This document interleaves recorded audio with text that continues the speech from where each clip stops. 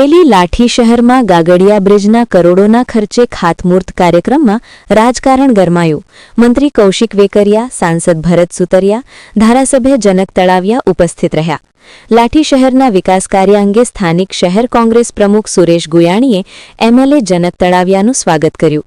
કોંગ્રેસ નેતાએ ભાજપના ધારાસભ્યનું સન્માન કરતા રાજકારણ ગરમાયું। જાહેર મંચ પરથી ધારાસભ્ય જનક તળાવિયાએ કહ્યું, લાગશે વાર પણ આવશે મજા। બ્રિજ મુદ્દે સોશિયલ મીડિયા કોમેન્ટોને લઈને પણ પ્રતિક્રિયા। વિપક્ષ સામે ધારાસભ્ય જનક તળાવિયાનો ઇશારો હોઈ શકે છે। તંત્રી પ્રતીક સાવલિયા।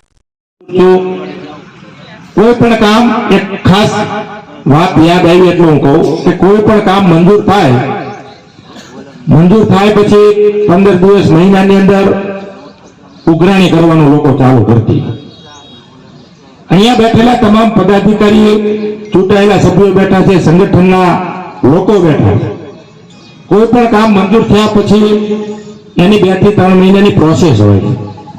એટલે ખાસ કરીને વિસ્તારના લોકોને સમજાવવા પડે। ક્યાંક ને ક્યાંક વહેલા મોડું થતું હોય। આ કામની અંદર પણ આ બ્રિજની અંદર પણ ઘણી બધી કોમેન્ટો મેં વાંચી।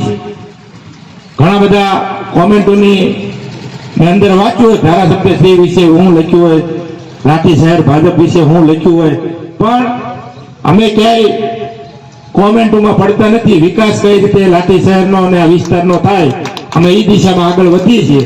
એટલે ખાસ કરીને તમામ લોકોને પણ એક વિનંતી છે કે લાગશે વાર પણ આવશે મજા।